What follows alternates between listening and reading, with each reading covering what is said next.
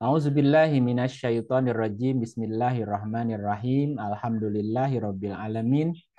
Wa bihi nasta'inu ala umuri dunya waddin. Asyhadu an la ilaha illallah wahdahu la syarikalah al malikul haqqul mubin wa asyhadu anna Muhammadan abduhu wa rasuluh.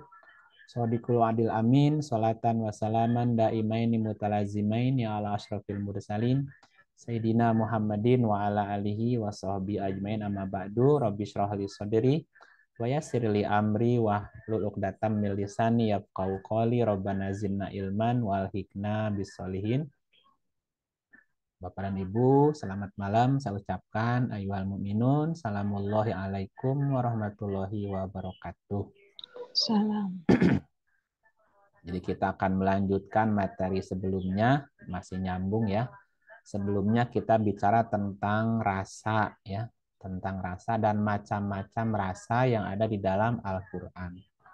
Ada 9 istilah yang digunakan untuk menjelaskan tentang rasa. Nah, hari ini kita akan bicara hubungan antara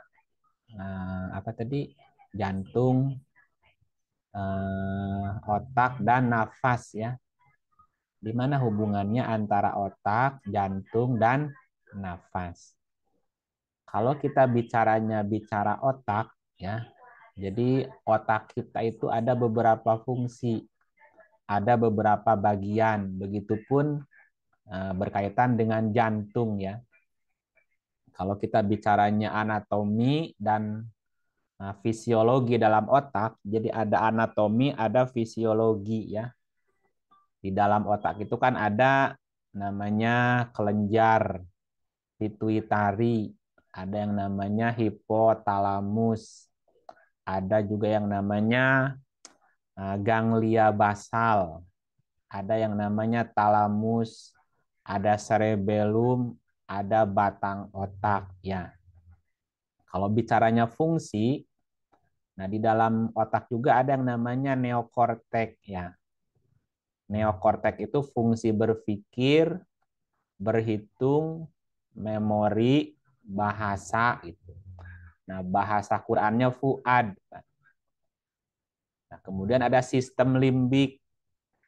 Kalau bicaranya fungsi, sistem limbik itu berfungsi mengatur emosi atau disebut sebagai memori emosional. Nah, dalam bahasa Qur'annya namanya kulub atau kolbu. Ada juga bagian batang otak.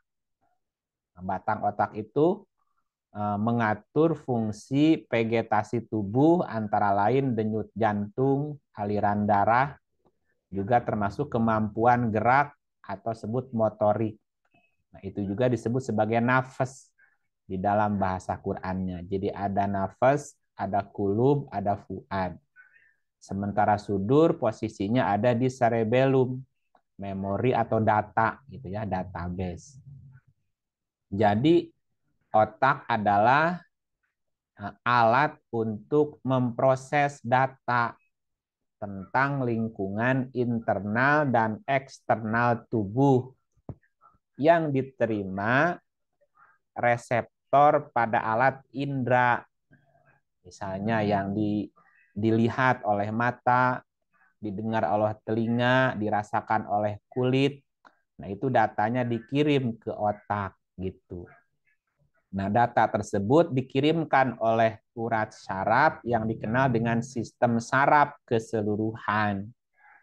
Nah, sistem saraf itu memungkinkan seluruh urat saraf mengubah rangsangan dalam bentuk impuls listrik. Nah, kemudian si impuls listrik itu dikirim ke pusat sistem saraf yang berada di otak dan urat saraf tulang belakang. Nah, disitulah data diproses dan direspon dengan rangsangan yang cocok. Nah, biasanya dalam tahap ini timbul saraf efektor namanya. Nah, yang berfungsi untuk mengirim impuls jadi dari saraf ke otot sehingga otot berkontraksi atau namanya rileks gitu ya. Nanti bisa dibaca-baca tentang bagaimana cara kerja otak ya. Nah, tadi ada hubungan otak dan jantung. Nah, bagaimana dengan jantung? Ya, sistem jantung juga kan ada bagian-bagiannya, juga ada fungsinya. Di dalam bagian jantung tuh banyak, ada superior vena cava, ada SA node, ada bundle of His, ada AV node, ada right bundle branch, ada banyak-banyak, ada aorta dan seterusnya. Nah, di dalam otot jantung itu terdapat jaringan khusus yang menghantarkan aliran-aliran listrik. Nah, jaringan tersebut mempunyai sifat yang khusus. Antara lain, sifatnya ada yang otomatisasi. Nah, ini kemampuan untuk menimbulkan impuls secara spontan. Nah, ada juga yang irama. Ini pembentukan impuls yang teratur. Juga punya kemampuan daya konduksi, kemampuan untuk menyalurkan impuls. Dan juga ada yang namanya sifat daya rangsang, yaitu kemampuan untuk bereaksi terhadap rangsangan. Jadi jantung juga punya peran dalam hal rasa, termasuk rasa-rasa yang diterangkan sebelumnya gitu. Nah, lalu apa hubungan antara otak, jantung dengan nafas, Pak ya? Nafas. Jadi sebelum seseorang itu dilahirkan ke dunia, berarti masih dalam kandungan ya. Nah, sistem pernafasannya itu lewat ibunya. Ya kan hidungnya belum berfungsi, paru-parunya belum berfungsi kan? Nah, dengan cara apa si bayi itu bernafas? Lewat ibunya, yaitu melalui tali pusar atau orang menyebutnya apa? Umbilikus gitu ya. Nah, sekaligus semua kebutuhan hidup sang bayi juga lewat tali pusar si umbilikus. Nah, setelah seorang bayi setelah manusia itu lahir, namanya bayi keluar dari kandungan, maka dia harus mulai menyesuaikan diri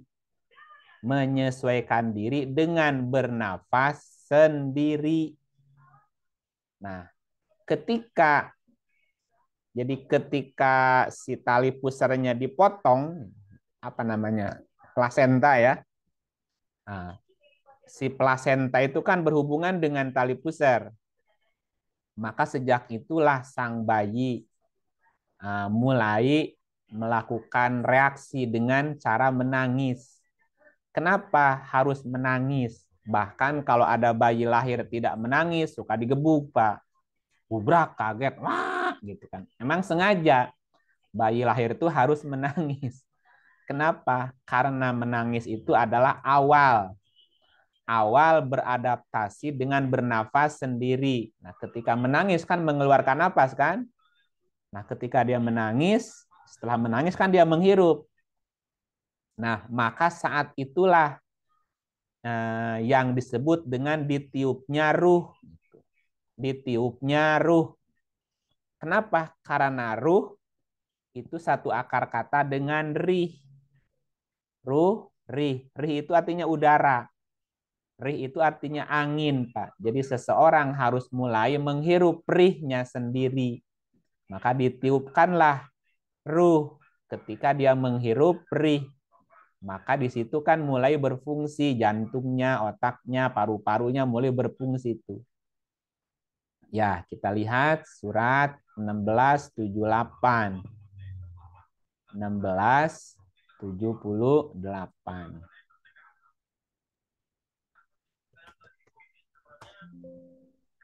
Iya, Pak Joko sendirian apa rame-rame? Sendiri. Oh, sendiri. Ya, sendiri aja baca ya. Jangan rame-rame. Ya. Iya. Enggak. A'udzubillahiminasyaitonirrajim. Bismillahirrahmanirrahim. Dan Allah mengeluarkan kamu dari perut ibumu dalam keadaan tidak mengetahui sesuatu apapun. Dan dia memberikan kamu pendengaran, penglihatan, dan hati. agar kamu bersyukur. Ya. Wallahu akhrajakum, dan Allah yang telah mengeluarkanmu min butuni, dari butun, dari perut, dari batin, ummahatikum, ibumu. Allah yang mengeluarkanmu dari perut ibumu. Kenapa dari perut ya? Kalau orang sesar, Pak, bayi sesar kan lewat perut ya? Betul. Iya. Lewat normal bisa, bisa. Nah, lewat jalur jalur apa pintas juga bisa ya, cuman bayarnya lebih mahal ya. Kalau ingin lebih murah harus alami ya.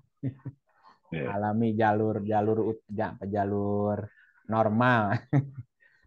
Allah yang mengeluarkanmu dari perut ibumu dalam keadaan tidak mengetahui apa-apa, tidak mengetahui sesuatu pun. Waja'ala, dan dia menjadikan, diartikannya memberi. Waja'alatu, dan Allah menjadikan bagimu pendengaran sam'a, penglihatan absor, dan pemahaman hati afidah. La'alakum tashkurun, agar kamu bersyukur. Yang namanya menjadikan itu dari tidak ada menjadi ada, apa dari yang ada menjadi bentuk lain.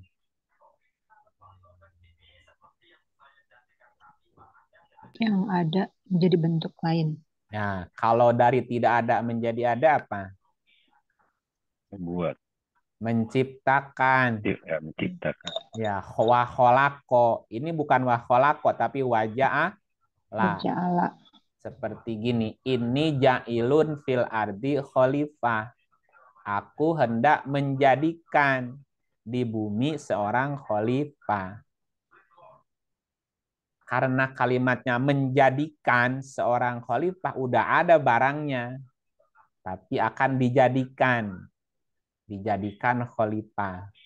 Misalnya gini, Pak Joko Widodo bilang sama Pak Joko Agus, Pak Joko Agus, aku mau menjadikan kamu menjadi wakilku, menjadi menteriku. Ya, menjadikan itu udah ada Pak Jokonya, tapi belum jadi menteri. Aku mau menjadikanmu jadi menteri. Ya, menjadikan itu udah ada barangnya, Pak. Tapi dijadikan sesuatu yang lain. Nah, kalau dari tiada menjadi ada namanya wakholako, mencipta, gitu. Menciptakan. Nah, ayat ini menggunakan waja'ala ya. Allah mengeluarkanmu dari perut ibumu dalam keadaan tidak mengetahui sesuatu pun. Ya, tetapi sudah diterangkan sebelumnya bahwa sebelum manusia lahir, secara anatomi tubuhnya udah lengkap belum, Pak? Sudah. Ah, anatomi pendengaran apa? Telinga. Telinga kan? Telinga. Penglihatan? Mata. Mata. Fuad? Otak. Otak tadi udah jelasin. Ya. Otaknya udah ada, Pak. Di otak itu ada fungsi fuad, ada fungsi kulub, ada fungsi nafas, ada fungsi sudur. Itu di otak letaknya, Pak. Ya. Nah, afidah itu juga di otak. Kan udah ada nih perangkatnya, udah lengkap lah. Nah, tetapi itu kan belum diaktifasi, Pak. Ya. Nah, apa yang dijadikan pendengaran, penglihatan, hati? Kan kami jadikan bagimu pendengaran, penglihatan, dan hati. Nah, yang dijadikan pendengaran, penglihatan, hati itu apa, Pak? Yang sebelumnya belum berfungsi. Jiwa. Rasa. Bukan. Nafs. Bukan. Ruh. Ruh. Ruh. Makanya si bayi ketika brojol pertama kali yang harus aktif apanya dulu? Nafas. Nafasnya dulu. si bayi harus menghirup nafas. Nah, nafas itu menghirup udara. Udara itu Arabnya rih. Rih itu juga sama dengan ruh gitu. Kalau ada bayi lahir terus nggak bisa bernapas, bisa mendengar, Enggak. bisa lihat. Enggak. Kenapa? Nggak menapas, Pak? Nggak napas sehari aja. Iya. Mati. Matilah dia. Jadi yang harus hidup ruhnya dulu. Nah, ketika ruhnya hidup, baru pendengaran, penglihatan, dan fuadnya aktif. Nah, supaya ruhnya hidup gimana? Halo? Ya, bernapas. Nah, dia harus nafas, Pak. Nah, supaya bernafas, si bayi dibikin apa dulu? Nangis. Dibikin nangis Lagi dulu, nangis. Pak. Kalau nggak nangis, Ya. digebrak tuh sama bidan. Keplok gitu, dibikin kaget. Pas kaget baru, ya kan? Nggak digebrak lah, Mas. Itu mah istilahnya, Bu. Ya, Ditunggingin. ditunggingin. Dibalik. Dibalikin, Dibalikin. dikeplok pantatnya. Iya, Plak gitu. biasanya pantatnya dipukul. Nah, ketika dia berteriak, nah berarti dia hidup. Nah, ketika teriak kan ngeluarin napas tuh. Apa yang di dalam kan? Nah, habis gitu apa? Ah, itulah bernafas. Menghirup rih. Nah, ketika menghirup rih berarti ruhnya hidup. Nah, ruh itulah yang dijadikan pendengaran, penglihatan, dan hati tadi. Ya, 32 ayat 9. Mana 32 belum muncul? 32 ayat 9. Ya, Bu Ratna. Oh, baik. A'udzubillahi minasyaitonirrajim. Bismillahirrahmanirrahim. Surat 32 As-Sajdah ayat 9. Kemudian dia menyempurnakan dan meniupkan ke dalam tubuhnya rohnya, dan dia menjadikan bagi kamu pendengaran, penglihatan, dan hati. Tetapi kamu sedikit sekali bersyukur. Ya, PPH dulu apa roh dulu? Ruh. Roh dulu ditiupin, baru Iya. PPH-nya aktif. Kalau yang 4 bulan itu apa ya, Kang? Nanti. Oh. Nanti itu jantung, Bu. Oh. Itu es anodnya yang hidup, listriknya. Tapi bukan ruh dalam arti otaknya tadi, bukan PPH itu. Okay. Maka tadi di jantung ada es anod, ada avenod. Nah, yang 4 bulan itu yang diaktifkan listriknya di situ, AV-nya sama SA-nya tuh. Nanti ya. Oke. Kemudian dia menyempurnakan dan meniupkan ke dalam tubuhnya roh. Wa nafahu fihi min ruhi. Nah, setelah ditiupkan ruh dan dia menjadikan ruh tadi, ya, menjadikan roh tadi yang ditiupkan pendengaran, penglihatan, dan hati. Jadi supaya PPH-nya aktif, maka rohnya mesti aktif. Nah, roh itu aktif ketika manusia pertama kali menghirup ruh, menghirup rih tadi ya. Dibaca lagi 15:29.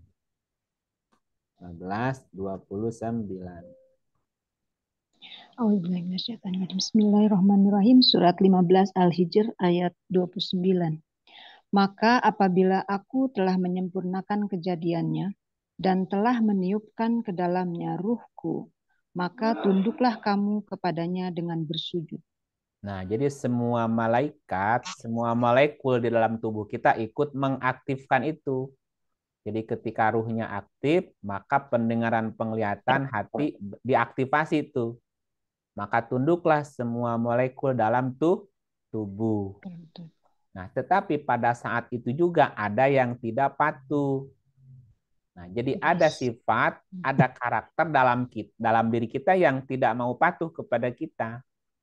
Ya, malas, enggan, sungkan. Nah, itu ada memang sifat-sifat yang itu ya sifat iblisnya. Nah, sempalan dari malaikat yang patuh tadi, Bu. Kadang-kadang ada bisikan-bisikan yang negatif kan dalam diri kita gitu. Satu sisi ingin patuh, satu sisi ada bisikan malas. Ah, itu dianya tuh bagian lainnya tuh. Nah, gitu ya. Yang menyimpangnya, malaikat yang menyimpangnya tuh. Ya juga sama di 3872. 3872. Surat Shad 38 ayat 72. Maka apabila telah kusempurnakan kejadiannya dan kutiupkan kepadanya rohku, maka hendaklah kamu tersungkur dengan bersujud kepadanya. Ini ditambahin, kenapa tambahin ini ya? Hmm. Ruhi, ruhku. Gitu. Nah, dan kutiupkan kepadanya ruhku, ruhi, ruhku. Ya. Jadi ruhnya, ruh dia yang ditiupkan ke dalam tubuh kita. Nah, lalu bagaimana proses ditiupkannya ruh? Ya, dari rih menjadi ruh itu gimana, Bu? Ya, kan tadi rih dengan ruh kan satu akar kata ya. Iya. Ruh itu aktif ditandai dengan mulainya dia bisa menghirup rih, menghirup udara, menghirup oksigen. Jadi perjalanannya seperti ini. Bahwa diciptakan, bahwa ruh atau gini, bahwa manusia itu diciptakan itu dari nafsin wahidah. Ya, bahwa manusia diciptakan dari nafsin wahidah, nafas yang satu. Bahasanya kan nafas ya, nafas gitu. Nah, tadi kan judulnya hubungan antara otak, jantung, dan nafas. Nafas itu apa bahasa Arabnya? Jiwa. Nafas itu diri gitu. Bahwa nafas manusia itu dari nafas yang satu. Jiwa manusia dari jiwa yang satu. Dirinya manusia diciptakan dari diri yang satu. Ya, ayatnya sudah populer. 4 ayat 1. 4 ayat 1. Ba'aka. Bismillahirrahmanirrahim. Hai sekalian manusia, bertakwalah kepada Tuhanmu yang telah menciptakan kamu dari diri yang satu, dan daripadanya Allah menciptakan istrinya, dan daripada keduanya Allah memperkembangbiakan laki-laki dan perempuan yang banyak. Dan bertakwalah kepada Allah yang dengan namanya kamu saling meminta satu sama lain, dan jaga dan peliharalah hubungan silaturahim. Sesungguhnya Allah selalu menjaga dan mengawasi kamu. Ya ayuhan nasu taku rabbakumul ladzi khalaqakum min nafsin wahidah. Hai sekalian manusia, bertakwalah kepada Tuhanmu yang telah menciptakan kamu dari nafas yang satu. Nafsin wahidah. Jadi manusia diciptakan dari nafas. Min nafsin wahidah. Nafas yang satu. Diri yang satu. Gitu. Bahasanya gitu ya. Memang Qurannya gitu nyebutnya. Nah, pertanyaannya siapa yang disebut dengan nafsin wahidah itu? Ya, nafsin wahidah itu siapa? Nafas yang satu, diri yang satu, jiwa yang satu itu siapa? Nah, kita baca ayatnya 6:12. Nafsi itu siapa? Nafas itu. Bismillahirrahmanirrahim. Katakanlah, kepunyaan siapakah apa yang ada di langit dan di bumi? Katakanlah, kepunyaan Allah. Dia telah menetapkan atas dirinya kasih sayang. Dia sungguh-sungguh akan menghimpun kamu pada hari kiamat yang tidak ada keraguan terhadapnya. Orang-orang yang merugikan dirinya, mereka itu tidak beriman. Jadi Allah itu nafas bukan, Bu? Nafsi ya? Ya. Gitu. Kan kalimatnya gitu. Kepunyaan siapa? Apa yang di langit dan di bumi? Kepunyaan Allah. Allah. Dia, Allah ya, telah menetapkan atas dirinya. Nah, dirinya itu apa Arabnya? Nafsi. Nafas kan? Nafas. Jadi nafas yang satu itu siapa? Allah. Ya dia. Jadi dia, Allah, sebagai nafsin wahidah, menciptakan nafas-nafas yang lain. menciptakan jiwa-jiwa yang lain, menciptakan manusia lah gitu. Nah, berarti sebetulnya yang ada dalam diri kita itu kan nafsinya dia. Ya, coba lihat 24:1. 24:1. Bismillahirrahmanirrahim. Dan aku telah memilihmu untuk diriku. Halo. Dirimu yang mana? Aku telah memilihmu untuk diriku. Jadi dirimunya yang mana? Dirimu Yang ini. yang Yang ini. Yang saya. Aku memilihmu untuk nafsi, untuk nafasku. Nah, dirimunya yang mana dirimunya? Diriku itu Yang ini. Manusia. Iya, Yang ini. Nah, kalau ditunjuk, Bu, misalnya saya nanya sama Ibu Sri. Ibu Sri itu yang mana, Bu? Tunjukin. Menunjuk yang mana coba? Nunjuk Yang hidung. mana ya? Nunjuk hidung. Mau nunjuk hidungnya. Mau nunjuk dadanya. Mau nunjuk tangannya. Nunjuk apanya, Bu, coba? Hatinya. Yang mana hatinya? Bukan Sri kan? Itu kan hati, itu kan hatinya. Di dalam fuad. Saya nunjuk ini hidungnya. Ini matanya, ini telinganya, ini mulutnya, ini dadanya, ini tangannya. Itu punya kamu yang mana? Semuanya punyanya, Bu. Punya dia, nggak ada. Nggak ada, kita nggak punya apa-apa. Kita nggak punya. Tubuh kita dipretelin, Bu, coba. Nyahnya semua kan? Nggak ada. Ini kepalanya, ini hidungnya. Nah, tuh Ibu Srinya yang mana? Kehabisan nanti, Bu. Udah habis badannya dipretelin. Ibu Sri yang mana? Nggak ada. Kita ini nggak punya apa-apa. Aku memilihmu untuk aku. Aku memilihmu untuk diriku. Jadi kita aja nggak punya apa-apa. Kita ini juga dirinya dia. Gitu. Punya dia, Bu. Halo? Ya. Nah, gitu. Nah, dialah yang memberikan hidup kepada jiwa-jiwa. Ya jiwa kita juga jiwa dia, Pak. Gitu. Dialah Allah yang Maha Agung, yang menjadi jiwa-jiwa yang memberi hidup pada setiap makhluk. Jiwa dia juga, kita nggak punya apa-apa. Oke. Jadi Allah menciptakan manusia dari nafas wahidah, diri yang satu. Nafsin wahidah siapa? Ya dia juga. Dialah diri yang satu itu. Nah, Allah sebagai nafas wahidah menciptakan, menjadikan nafas lain, menjadikan jiwa-jiwa gitu, Bu. Dialah yang menjadikan setiap jiwa gitu. Dan ketika jiwa diciptakan tidak ada yang tahu gitu, Bu. Ya, 18:51. Nah, sekarang yang baca siapa? Pak Gatot.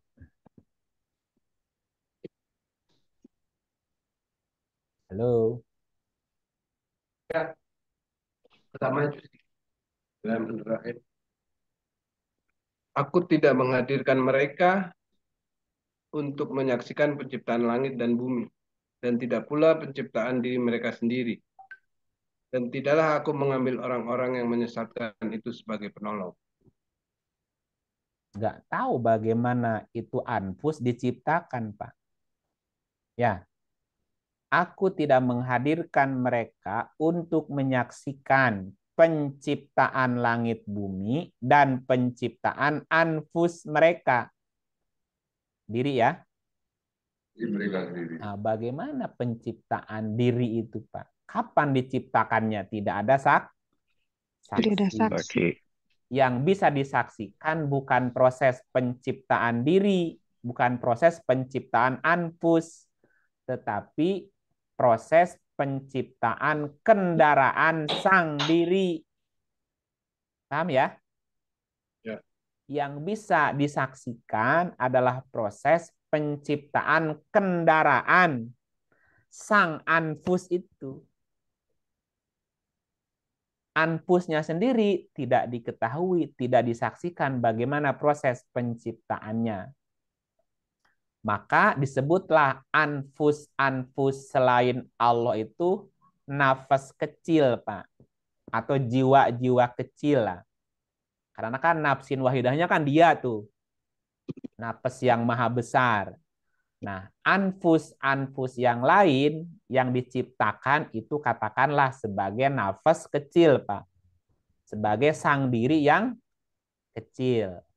Nah, nafas kecil itulah mulai berkendaraan sejak mulai sperma dipancarkan. Halo? Iya, Pak. Ya, Ya. ya. Ya, ketika sperma dipancarkan, nah si sperma itulah kendaraan pertama sang diri, Pak.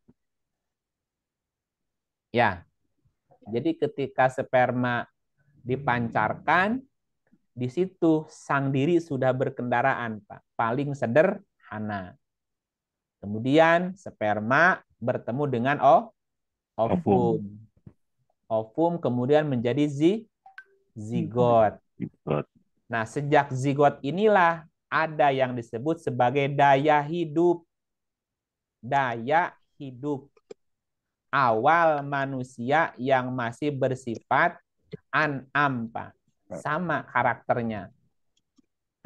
Daya hidup. Ya, saya suka membaca doa.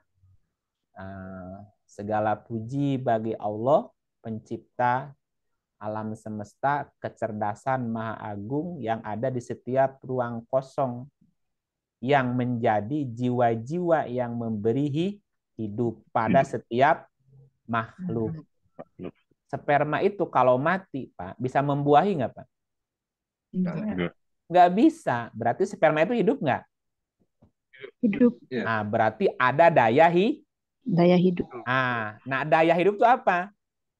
Anfus tadi, si napas itu. Tetapi nafasnya kan belum sempurna, masih bersifat an'am gitu. Suratnya 39 ayat 6. 39 6. Masih Pak Gatot. Bismillahirrahmanirrahim. Dia menciptakan kamu dari seorang diri, kemudian dia jadikan daripadanya istrinya, dan dia menurunkan untuk kamu 8 ekor yang berpasangan dari binatang ternak. Dia menjadikan kamu dalam perut ibumu, kejadian demi kejadian dalam 3 kegelapan. Yang demikian itu adalah Allah. Tuhan kamu, Tuhan yang mempunyai kerajaan. Tidak ada Tuhan selain Dia. Maka bagaimana kamu dapat dipalikkan? Dia menciptakan kamu min nafsin wahidah. Diulang ya. Dia menciptakanmu dari nafas yang satu. Dari diri yang satu. Kemudian dia menjadikan summa ja'ala minha zaujaha. Kemudian dari nafas yang satu dijadikan pasangannya. Jadi pecah dua. Wa anzalalakum minal an'ami samaniyata azwajin. Dan dia menurunkan untukmu 8 berpasangan yang masih bersifat binatang. Maksudnya bahwa manusia diciptakan menjadi 8 pasang yang masih bersifat an'am atau sifatnya Neandertal, masih bersifat kebinatangan. Jadi manusia pertama sebelum cerdas, sebelum kecerdasannya berkembang seperti binatang. Nah, orang menyebutnya manusia purba atau Pithecanthropus. Nah, dan diciptakannya 8 pasang, 8 ras berpasangan, tapi masih bersifat binatang. Maka kemanapun pergi, kita akan bertemu dengan 8 ras itu, Pak. Nah, cuman sekarang kalau dilihat yang masih murni udah susah nyarinya, Pak. Karena sudah nyampur kan? Ya. Arab kawin sama Melayu, Melayu kawin sama Negro, Negro kawin sama Cina, Cina kawin sama Maya, Maya kawin sama Dani, Dani kawin sama Wulan. Salah ya. Sudah nyampur, Pak. Ya. Ini kalau Pak Joko di apa DNA-nya di Asli apa, loh. apa asli Melayu, lihat Asli ya. hidungnya udah Asli bau-bau hitam. ya, hidungnya bau-bau Arab nih. Ya, misalnya ya kulitnya bau-bau Melayu ini gitu. Bisa nyampur loh, Pak. Iya. Nah, karena sudah silang, Pak. Tapi rasnya 8 sebetulnya kan ayatnya memang 8. Nah, tetapi masih bersifat an'am. Jadi ketika manusia dalam kandungan itu masih bersifat an'am, Pak. Masih bersifat binatang ya. Kenapa? Karena tadi PPH-nya belum Belum aktif. aktif. Karena yang membedakan manusia dengan binatang ya PPH-nya ini. Ya, Pak ya. Gitu. Jadi kalau ada orang yang tidak mau mengaktifasi, tidak mau mensyukuri, tidak mau menggunakan pendengaran penglihatan hati, ya maka tetap derajatnya an'am. Gitu loh. Coba lihat ayat ini. 179. Tetap aja an'am derajatnya. Bismillahirrahmanirrahim. Dan sesungguhnya kami jadikan untuk untuk isi neraka jahanam kebanyakan dari jin dan manusia. Mereka mempunyai hati tetapi tidak dipergunakannya untuk memahami. Ayat-ayat. Dan mereka mempunyai mata tetapi tidak dipergunakannya untuk melihat. Dan mereka mempunyai telinga tetapi tidak dipergunakannya untuk mendengar. Mereka itu seperti binatang ternak, bahkan mereka lebih sesat lagi. Mereka itulah orang-orang yang lalai. Ya, ini namanya juara bertahan. Juara bertahan di binatang ternak walaupun sudah brojol gitu.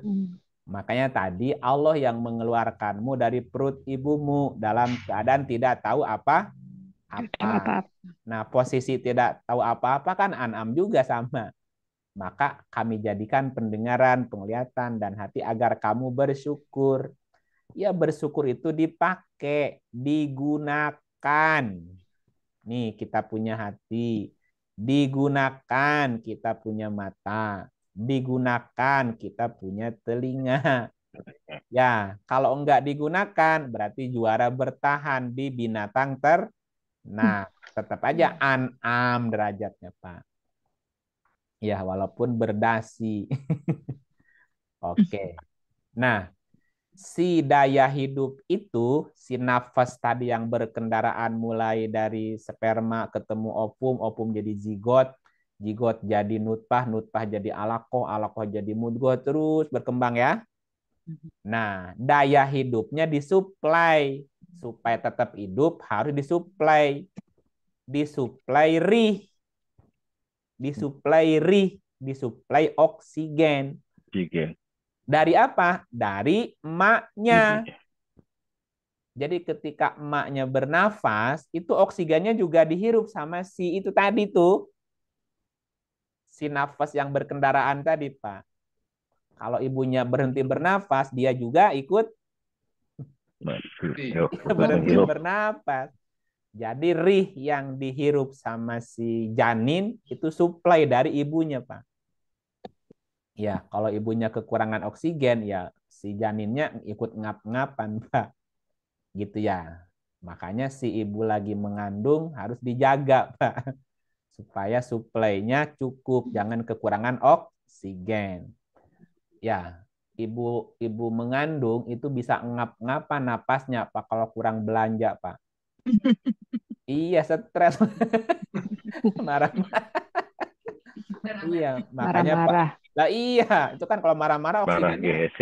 Oh, susah, Pak. Hati-hati nih. Kalau ada suami yang masih punya istri hamil nih, supaya diperhatikan, Pak. Kenapa? Dia jangan kekurangan suplai itu.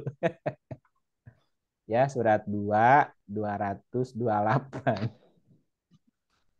Kang, sebentar kan Ya, 179 urutan itu kan selalu ada artinya. PPH kan pertama. Kalau di sini kenapa dia belakangan Ibu? 7, 1, Yang 7. tadi 9.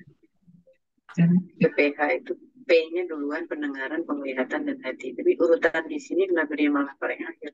Dibalik hati dulu ya. Mm-mm. Hati ke mata, terus ke Mata telinga. baru telinga. Iya, kenapa dibalik? Biasanya gini, orang lahir Bu, itu yang pertama aktif apanya? Pendengaran kan? Mm-mm. Pendengaran, terus baru penglihatan, baru hatinya Penglihatan. kan? Iya, iya. Baru hatinya. Nah, ini dibalik. Kenapa Mm. dibalik dari hati dulu? Mereka punya hati tapi nggak dipakai. Oke. Punya mata tapi nggak dipakai. Punya telinga tapi nggak dipakai. Karena yang terakhir berfungsi sebelum mati itu pendengarannya, Bu. Oh, Jadi jadi pendengaran yang iya, pertama iya. aktif juga yang terakhir aktif. Aktif. Oke, oke. Iya, iya. Iya, makanya orang yang menjelang kematian kan dia masih walaupun matanya udah merem, Bu, Mm-mm. hatinya udah nggak mau mikir, telinga masih dengar. Oke, iya, iya, iya. Gitu. Mah atau Pa, ikhlasin Pa, gitu. Dia masih dengar tuh walaupun udah merem, Bu. Makanya yang Iya, terakhir iya. makanya yang terakhir dipakai ini nih. Pendengaran ya ditulisnya Iya. di sini. Iya, Iya, kalau pendengarannya udah nggak aktif, ya udah berarti selesai itu hidupnya. masalah. Ada wassalamualaikum. Ya, Iya, makanya iya. makanya data itu urutan secara anatomi gitu ya. Fungsinya jadi kebalik tuh. Iya, Makanya yang terakhir berfungsi minimal pendengarannya tuh masih mau denger lagi. iya. Iya. Oke, oke Makasih kok. Kang Ibu. Nggak mau mikir nggak apa-apa lah. Tapi coba lihat, nggak mau lihat juga, udah dengerin aja cukup gitu. Mm. Iya kan gitu. Sama kayak belajar pakai Zoom kan. Terakhir kan pakai pakai telinga aja Pak Bu. Iya. Iya kan? Bisa nggak ditutup videonya? Dengerin aja dah. Itu kan itu yang terakhir. Iya. Kalau udah nggak denger, Iya. Wassalam itu tadi. ya udah tidur, ikut tiduran Iya, udah berarti. tidur benar. Tidur. Iya. Ternyata Syukur-syukur ya. urutan, makanya urutan itu ternyata semua tetap ada artinya ya. Atau iya, masa Tuhan Hebat iseng. ya, Tuhan iseng. Makanya baru merhatiin hebat. biasanya kan pendengaran penglihatan karena dia diaktifkan pertama, tapi begitu dia mau non aktif justru yang awal jadi menjadi yang terakhir. Yang terakhir gitu. Iya, iya, iya, Gitu. iya. Hebat, hebat. Jadi minimal dengerin lah. Kalau udah nggak denger, ya udah ketiduran berarti. Ketiduran ya. Nah, makanya supaya matanya aktif disuruh baca. Oh, berarti masih melek. Berarti masih melek, masih ada. Gitu. Kalau ditanya jawab, oh berarti masih ada itunya, hatinya masih mikir tuh. Iya, Bu. Ya itu mah ya barangkali begitu, Bu. Oke, kembali ke tadi. Sampai mana tadi? Jadi 2228. oh, 228 bahwa jadi si daya hidup si janin tadi dari mulai zigot terus itu kan disuplai rihnya oleh si ibu, Bu. Rihnya kan karena PPH-nya belum aktif kan? Tapi rihnya udah masuk tuh. Makanya ibu hamil mesti diperhatikan jangan sampai kekurangan supply. Iya. Apa ayatnya coba lihat. Nah, bagian Pak Gatot nih. Masih. Tadi saya juga kan. Iya, maksudnya masih. Wanita, ya, Bismillahirrahmanirrahim. Wanita-wanita yang ditalak hendaklah menahan diri 3 kali kurung. Tidak boleh mereka menyembunyikan apa yang diciptakan Allah dalam rahimnya. Jika mereka beriman kepada Allah dan hari akhirat, dan suami-suaminya berhak merujukinya dalam masa menanti itu. Jika mereka, para suami menghendaki islah, dan para wanita mempunyai hak yang seimbang dengan kewajibannya menurut cara yang makruh, akan tetapi para suami mempunyai satu tingkatan kelebihan daripada istrinya, dan Allah Maha Perkasa lagi Maha Bijaksana. Apa maksudnya, Pak? Dalam wanita yang ditalak hendaknya menahan diri Ya, Menahan diri dari apa, Pak? dari hawa nafsu karena siapa tahu sudah ada Dari lamaran lagi orang lain. Lain. lain. Ya. Mesti nahan 3 kali kuru. Kuru itu bisa diartikan 3 kali suci atau 3 kali haid. 3 bulan ya. Ya, 3 kali haid atau 3 kali suci. Ya, atau 3 bulan 10 hari kalau udah nggak haid lagi. Kenapa? Supaya rahimnya bersih, Pak. Kalau udah 3 kali haid itu udah pasti bersih, tidak ada jejak lagi. Ya, tapi kalau Enak baru tah. mungkin bisa jadi ada bekasnya tuh, bekas suami lamanya, Pak. Dan tidak boleh mereka menyembunyikan apa yang diciptakan Allah dalam rahimnya. Ininya. Bisa jadi ada janin di dalam rahim. Yang tadi baru sehari, baru seminggu, kan belum ada bentuknya, Pak. Makanya musinahan sampai 3 kali suci. Jika Suci. mereka beriman Baik. kepada Allah dan hari akhirat. Dan suami-suaminya berhak rujuk lagi di masa 3 kali itu tadi, Pak. Namanya rujuk ya. Oh, Pada masa menanti 3 kali itu. Jadi suami masih boleh balik lagi tuh. Jika mereka, para suami menghendaki perbaikan. Ingin memperbaiki keadaan lah. Ya, minta maaf lah kemarin emosi gitu kan. Nah, para wanita mempunyai hak yang seimbang dengan kewajibannya. Jadi boleh menuntut sesuatu. Iya, kalau kamu balik begini ya, gini gini gini boleh tuh. Menurut cara yang ma'ruf. Akan tetapi para suami mempunyai satu tingkatan kelebihan. Apa kelebihannya? Dia bisa merujukinya, Pak. Dan suami kan nggak ada idahnya, Pak. Ya kan tidak menyimpan data dia, Pak. iya. Misalnya kalau istri ditinggal mati suami, dia mesti nunggu sampai melahirkan kalau lagi hamil. Atau nunggu 3 kali kuru tadi supaya bersih rahimnya, Pak. Nah, suami kan tidak ada idahnya, bagaimana ya? Kecuali dia ikut berkabung 3 bulan lah, nggak apa-apa ya. Nah, dan Allah Maha Perkasa, Maha Bijaksana. Nah, kenapa 3 kali kuru? Silahkan dia aja diteliti, Pak. Kenapa sih mesti 3 kali? Nah, itu butuh riset itu. Dan sudah ada orang yang pernah melakukan penelitian, ya. Kalau perempuan itu menjaga dirinya 3 kali kuru, tadi udah bersih tuh rahimnya, Pak. Nggak ada lagi jejak gitu ya. Tidak ada jejak. Nggak ada jejak suami lamanya, bersih. Bahasanya gitu. Supaya nanti kalau ada jejak suaminya, ternyata waktu cerai atau waktu ditinggal ada jejak, Pak. Ada benih kan di dalam. Langsung nikah sama yang lain. Nanti pas punya anak, binnya salah lagi, Pak. Padahal benih dari suami yang lama. Ribut nanti urusannya, Pak. Ini ribet nih urusannya. Nggak bolehnya kan menikahnya kan. Iya, iya. Soalnya kemarin ada yang bertanya kepada saya dan saya tidak bisa menjawab, adalah yang boleh kemana-mana kan, bukan gitu kan maksudnya, nggak boleh keluar Bukan rumah. nggak boleh kemana-mana, menahan diri, jangan menikah dulu sampai 3 kali, 3 kali Menikahnya kuru. kan gitu kan ya, soalnya banyak yang bertanya pada saya, nggak boleh kemana-mana, harus di dalam rumah, nggak berjamur di dalam rumah. Iya, bukan menahan diri ngurung di rumah, bukan. Iya, Menahan diri dari punya suami lagi. Dari apalagi punya kalau suami. bekerja, boleh bekerja juga. Iya, nggak apa-apa, Bu. Ya udah mah ditinggal suami, nggak boleh kemana-mana, bete lah di rumah, Bu. Boring atuh. Uring-uringan nanti gimana? Ayatnya ini ya, Kang, ya, 3 kali kuru ini. 3 kali kuru, menahan diri.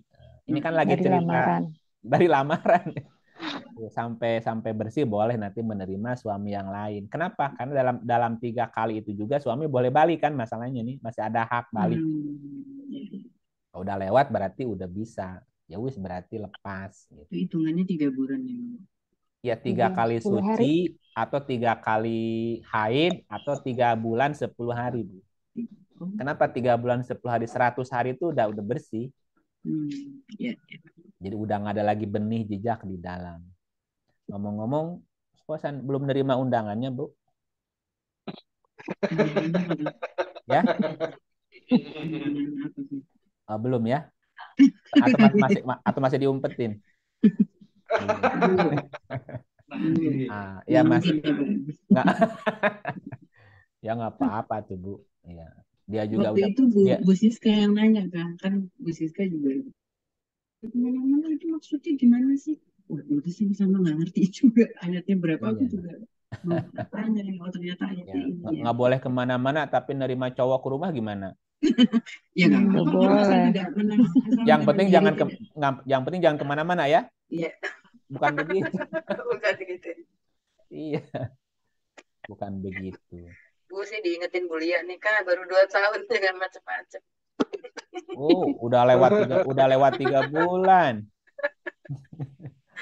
Mm, Iya, Iya, atur Tuhan kan. iya, oke, gitu ya. Nah, setelah lahir, maka seorang bayi tadi harus mengambil rihnya sendiri. Diri. Ya kan selama di kandungan kan disuplai sama ibunya kan. Nah, sejak lahir itulah maka seorang bayi harus bisa mengambil sendiri rih. Dari mana rih? Dari semesta. Dari alam semesta. Sebagai proses penyempurnaan ruh yang sudah ditiupnya itu, Bu.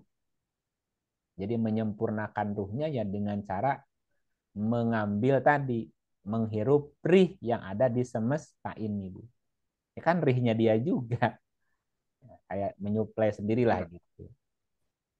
Ya tadi kan udah disebutin, kutiupkan ruhku. Itu modalnya. Berikutnya kamu menghirup rih sendiri ya, biar tetap ruhnya bertahan tuh. Itu modalnya. Iya, suratnya berapa? 38 tadi.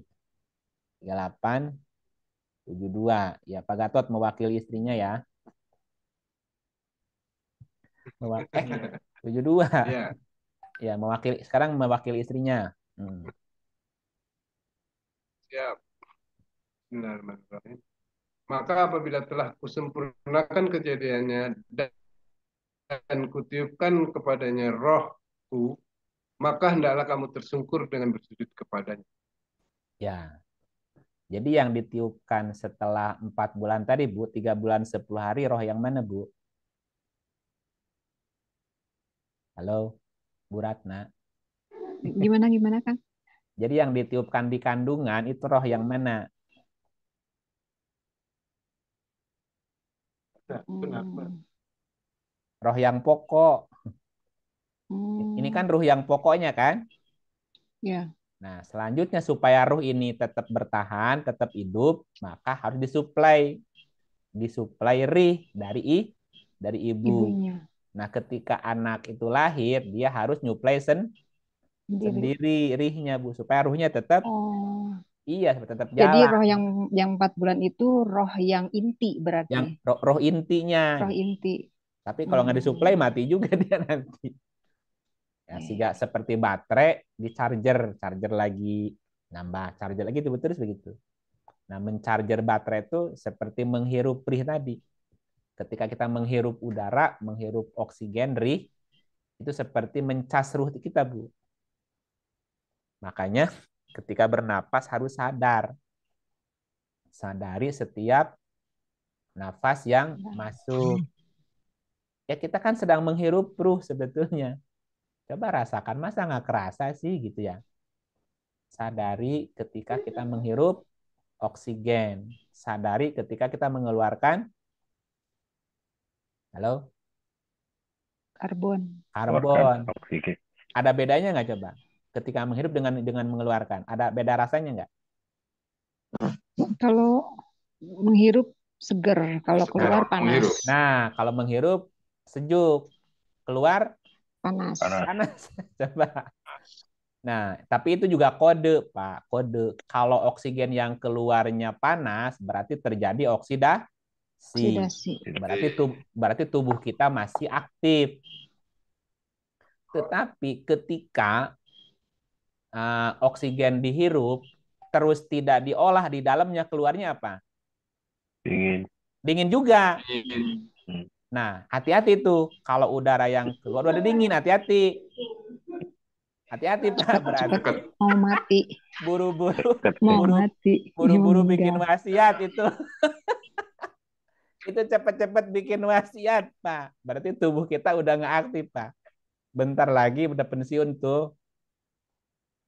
Ya, kalau masih hangat berarti tubuh kita masih aktif, masih memproduksi, terjadi oksidasi, Pak. Nah, kalau masih hangat ya, aman, hangat. Tapi kalau dihirup dingin, keluar dingin lagi, hati-hati. Dan Tiap pagi jadi gitu Kang saya. iya, siap-siap lah. Tiap Kan, pagi kan nggak tahu. terus Bangun tidur, masih hangat. hangat, aman. Iya bener, Pak. Itu kode juga. Itu rasul namanya. Itu rasul diri, Pak, ngingetin. Iya. Gitu ya. Jadi setelah lahir, maka si bayi itu harus mengambil rihnya sendiri dari alam semesta ini, Pak. Supaya ya semakin sempurna ruhnya tadi, semakin tetap semakin kuat lah bahasanya. Nah, caranya tadi dengan bernafas. Makanya latih bernafas. Kita jangan sampai ngos-ngosan. Tarik pelan gitu. Kalau bisa ditahan dulu. Mesti ada jeda antara menarik nafas dengan mengeluarkan nafas. Ada jeda beberapa detik. Tahan, keluarin gitu, Pak. Nanti lama-lama jadi udaranya nggak cepet habis, Pak. Karena gini, kan setiap orang tuh sudah diberi jatah berapa kali dia bernafas, Pak. Orang yang stres itu nafasnya ngos-ngosan apa pelan, Pak? Ngos-ngosan. Iya. Iya, katakanlah kalau satu hari kita diberi jatah nafas, pernah itu nggak Pak? 1 menit berapa kali nafas? 15 lah standar kan? Jadi nafas yang normal itu antara 10 sampai 15, Pak. Itu yang bagus setiap menit. Nah, ketika lewat 15 sampai 20, 30 per menit, Pak, itu berarti stres tuh. Ya, kalau 1 menit 15, 1 jam berapa, Pak? 15 kali 60. 60. 900. Nah, kali 24 jam. 900 kali 24. Coba aja hitung-hitungan dulu. 1 menit 15. Ya. Oke, 1 jam kan, 1 jam berarti 60 menit. 15 kali 60. 60 kali 20 kali 24. 160. Oke, itulah jatah bernapas sehari, Pak. 21.600. Berapa? 21.000. Ya, 21.000. Ya, sekitar 21.000. 21.600. Ya, 21 lah katakanlah ya. Katakanlah jatah nafas kita sehari 21.000 kali kan? Nah, kalau stres per menitnya berapa, Pak? Bisa berapa kali? Tambah dari Bisa itu. sampai 20, Pak. 20 bahkan sampai 30. Kan lebih cepat tuh. Yang tadinya umur dia itu 1 tahun, sekarang dia tinggal berapa, Pak? Separuhnya lah, Pak. Jadi separuhnya hilang tuh. Harusnya dia punya jatah bernapas setahun, karena stres, kecewa, marah, Pak. Kan dihabisin tuh harusnya 2 hari, sehari habis, Pak. Harusnya napas 2 harian, ini dihabisin 1 hari. Akhirnya, ya mau nggak mau dia mempercepat apa? Kematian. Mempercepat kematian dengan menghambur-hamburkan nafas itu, Pak. Jadi kalau bicara menghambur-hamburkan boros, termasuk nafas juga jangan boros gitu. Emang boros pakai apa aja? Enggak, pakai air jangan boros. Nah, kita lupa pakai nafas boros juga. Kalau untuk olahragawan yang terus-terusan kan boros nggak? Iya, yang paling penting apa? Atur nafas. Atur nafas. Olahragawan, atlet, kalau nggak bisa ngatur nafas gimana, Pak? Bubar. Oh, bubar, Pak. Bubar nggak bisa. Oh iya. Cok aja. Benar. Jadi kekuatannya di nafas sebetulnya. Oke. Orang kalau mau bicara di podium, Pak, terus Pak, apa namanya demam panggung, apa diatur? Pas. Nafas. Coba tarik. Nah, coba tarik nafas. Ya itu berarti nafas itu jadi kunci, Pak. Kuncinya ruh tadi. Nah, jadi si rih tadi, si rih itu kan angin, oksigen ya. Ketika dihirup, diproses oleh paru-paru. Diserap oleh tung, disebarkan ke seluruh tubuh, maka seluruh tubuh menjadi Hidup. hidup. Nah, kalau kekurangan suplai rihnya, ini kalau kepala kekurangan suplai rih, Pak, apa yang terjadi? Ngantuk, pusing, ngantuk, lemes, gitu, karena kurang suplai rihnya. Nah, khusus ke otak, khususnya ke otak ya. Kan tadi si rih yang ditiup, diproses paru-paru, diserap oleh jantung, disebarkan ke seluruh tubuh. Maka hiduplah seluruh tubuh kita. Ya, nah khusus rih yang rih yang ke otak, khusus ya, rih yang masuk ke otak itu dirubah menjadi ruh. Ulangi, khusus yang masuk ke otak, rih tadi itu dirubah menjadi ruh. Fuadin yang dibuat. Nah, makanya fuadnya aktif, kolbunya aktif, sudurnya aktif gitu, Bu. Kalau suplai ruhnya cukup. Orang lagi ngantuk emang bisa mikir? Nggak bisa mikir, Bu. Ya. Iya. Padahal kan tadi si penglihatan hati kan untuk mikir tadi. Dan jangan lupa bahwa seluruh sel yang ada juga memiliki kecerdasan. Itu juga mesti diingat bahwa seluruh sel yang ada di dalam tubuh kita juga punya kecerdasan. Makanya mereka bisa aktif kapan mati, kapan hidup. Semua sel ini punya kecerdasan. Ini kalau luka, Pak. Luka ini nanti kulit kita akan memperbaiki diri sendiri kan? Nyambung sendiri gitu. Karena mereka punya kecerdasan juga. Molekul-molekul itu berarti Iya, sel-sel. setiap sel, setiap molekul di tubuh kita itu punya kecerdasan. Nah, tetapi tadi ada satu yang mengendalikannya. Kendalinya ada di satu, di jantung posisinya. Sinapes wahidah tadi S anud kalau di jantung. Gitu. Ya, bahkan menurut penelitian tumbuhan pun itu juga punya kecerdasan. Coba aja perhatikan, Pak, tumbuhan. Dia bisa tumbuh kapan berbunga, kapan ini kan dia tahu, Pak. Oke. Nah, juga perlu kita perhatikan ya bagaimana prinsip kerja ruh lewat panca indera. Bagaimana cara kerja ruh lewat panca indera. Prinsip kerja ruh pada panca indera adalah bahwa setiap indera memiliki mekanisme kerja yang berbeda. Tetapi semuanya berpusat ke otak lewat mekanisme saraf. Tujuan utamanya adalah untuk memahami kondisi di luar otak, termasuk di luar tubuh manusia. Yeah. Keren kan Allah menciptakan otak tuh, Pak? Coba. Barangnya di dalam, tapi bisa memahami apa yang di luar dia. Lewat indera kita nih.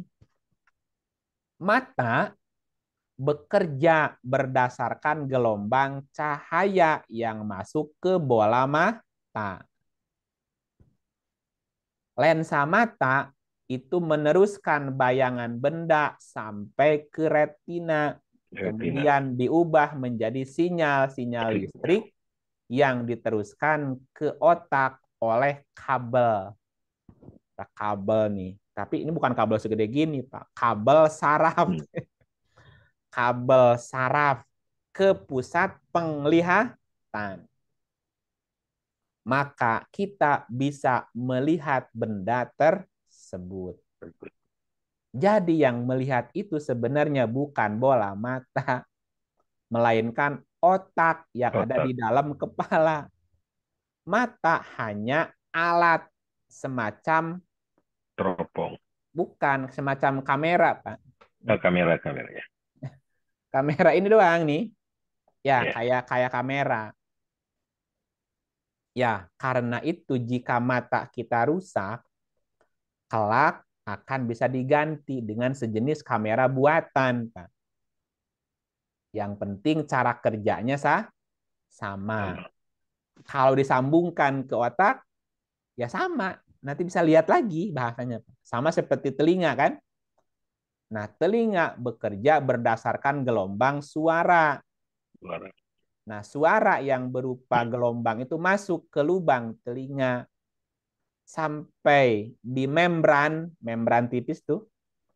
Ya. Apa namanya orang nyebutnya gendang telinga lah. Gendang telinga. Nah, si getaran itu kan ada suara, ada getaran tuh kan.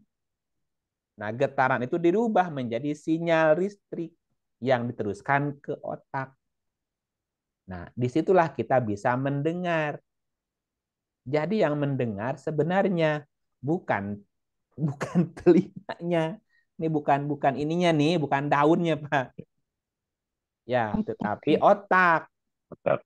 Nah, jika karena sesuatu hal nih sistem bagian telinga rusak, maka sekarang ada namanya alat buatan, Pak, sistem telinga buatan namanya.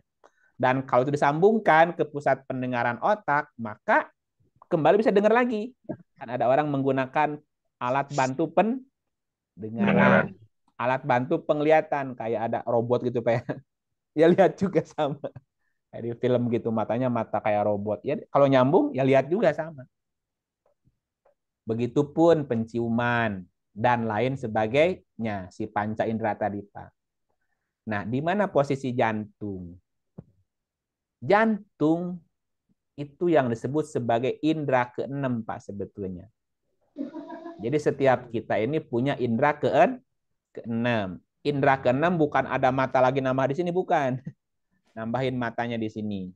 Nah, jadi jantung itu berfungsi sebagai indera keenam yang bekerja itu secara getar, Pak. Jadi jantung bekerja secara getaran elektromagnetik. Dia bekerja tidak lewat cahaya, dia bekerja tidak lewat suara, ataupun saraf sensorik. Ya. Nah, inilah satu-satunya organ di dalam tubuh manusia yang punya sistem pembangkit listrik mandiri. Ya, sehingga jantung itu tetap berdegup sepanjang usia melayani kebutuhan hidup kita, Pak. Sirkulasi darah, mengirim sinyal elektromagnetik yang berkaitan dengan perubahan perasaan seorang manusia. Waktu kita tidur, Pak. Sadar nggak gitu, Pak? Enggak. Kalau jantung itu bekerja karena perintah otak, gimana, Pak? Berhenti. Waktu tidur berhenti berdetak. Besok nggak bisa bangun lagi, Pak. Jadi jantung itu bekerja mandiri, dia nggak ada yang nyuruh dia, Pak. Dia bekerja mandiri karena dia punya pembangkit listrik sendiri. Hebat nggak coba Tuhan? Coba kalau semuanya diperintahkan otak, Pak. Pas tidur dia berhenti berdetak mati. Ya. Nah, di dalam jantung itu ada jaringan sel yang secara terus-menerus membangkitkan listrik dengan getaran bolak-balik itu pada frekuensi 72 getar per menit. 72 getar per menit. Hampir setiap detik ya. Drut, drut, drut gitu, Pak. Drut gitu. Ada getarannya tuh. Seperti apa? Magnet itu, Pak. Drut, drut gitu. Jadi bekerja terus. Nah, posisi pusat listrik itu ada di atrium kanan sebelah jantung, Pak. Dekat dengan muara namanya vena cava superior. Susah nyebutnya. Vena cava superior dan interior. Nah, dalam bahasa kedokterannya namanya S-anud. Sebesar kuku, Pak. Lubangnya tuh kuku ini. Nah, getaran itulah yang menghasilkan mekanisme pemompaan darah yang menyirkulasi ke seluruh tubuh, tetapi sekaligus menyebabkan munculnya medan elektromagnetik sebesar 5 kali 10 volt. 10 voltase atau sekitar 1 miliar kali medan kemagnetan bumi, Pak. 1 miliar kali medan kemagnetan bumi. Nah, medan magnet jantung itu bisa diukur dengan menggunakan namanya magnetokardiograf, MSG, MCG ya gitu. Nah, itu nanti nanya sama ahli jantung lah, bagaimana cara kerja jantung.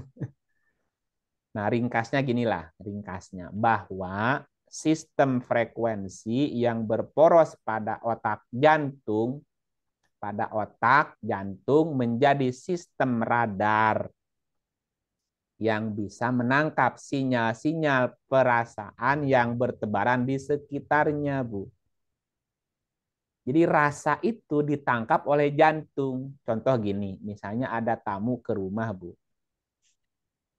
Jantung kita itu bisa menangkap radar itu, Bu. Yang datang itu bawa aura benci, bawa aura rindu, atau bawa aura cinta, Bu. Jantung kita bisa menangkap itu, Bu.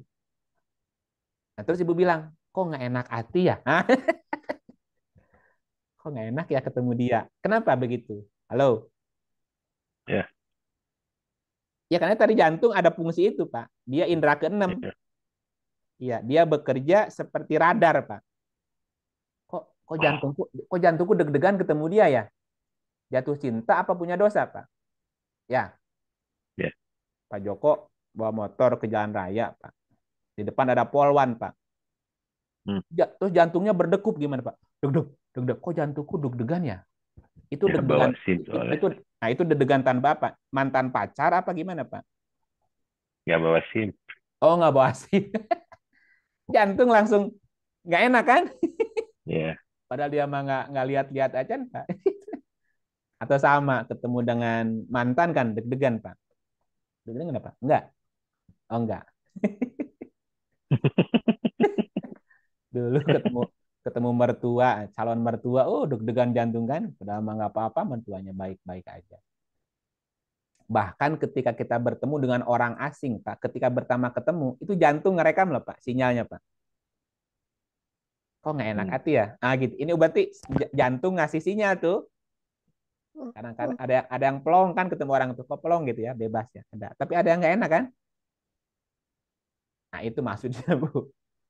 Jadi, pada orang-orang yang kehilangan fungsi panca indera misalnya, mereka tetap bisa memahami situasi dan kondisi di luar dirinya dengan menggunakan tadi sistem radar otak jantung.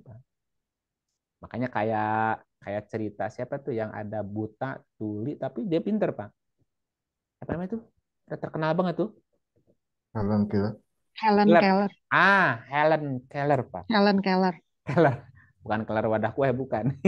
Iya. Helen Keller. Itu kan dia kan ininya fungsi pendengarannya kan mati. Penglihatannya mati kan? Tapi dia bisa tetap produktif kan? Kenapa, Pak? Otak jantungnya hidup. Indra keenamnya dia hidup. Indra keenamnya dia tetap hidup, Pak. Dan dia tetap bisa merasakan apa yang terjadi di sekitar dia. Dengan memegang sesuatu dia udah tahu. Dan itu rekamannya nggak ketukar. Si A, si B nggak ketukar. Hanya memegang ini doang. Oh, kamu ya ini ya. Karena apa si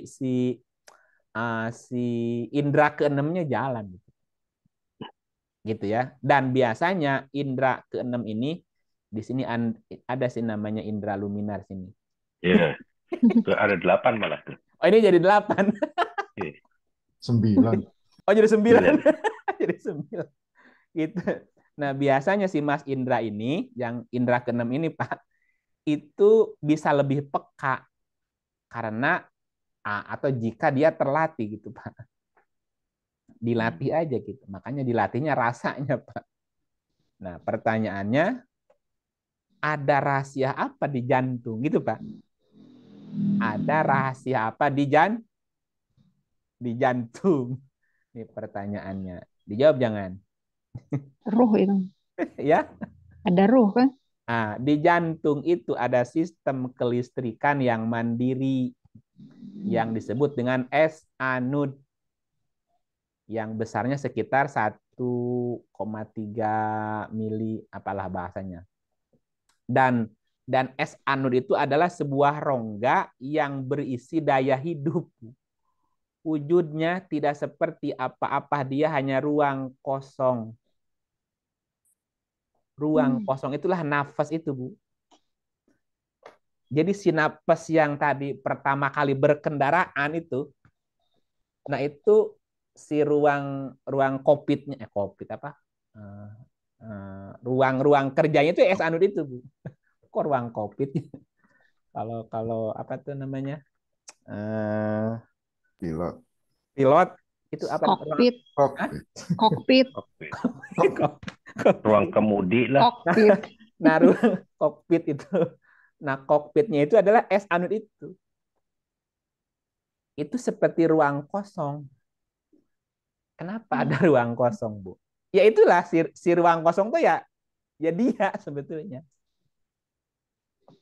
Jadi kokpitnya itu tuh di situ di S anode. Dan Ibu kalau buka biji mangga, biji buah apapun, kalau dibuka ada ruang kosongnya nggak? Iya. Ada ruang kosongnya. Ya, ya, ya. Itu. Oh, itu daya hidup untuk tanaman berarti. Untuk ya, tanaman tuh, itu daya hidupnya di tanaman ya itu di biji yang ada ruang kosongnya gitu. Telur kalau nggak ada ruang kosongnya gimana? Ibu kalau buka telur itu rebus telur, ada ruang kosongnya nggak, Bu? Ya, ada. Ada ruang kosongnya. Bambu ada ruang kosongnya, di kayu ada ruang kosongnya.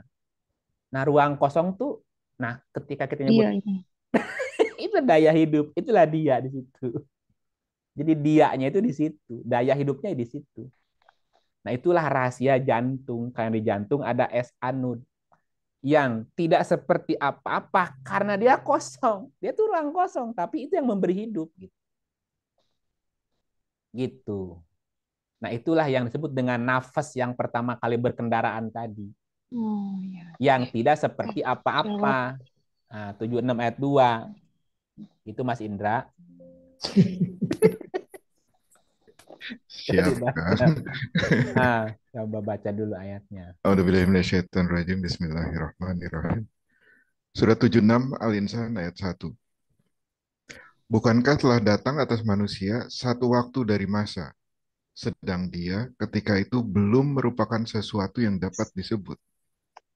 Kenapa? Karena dia hanya ruang kosong.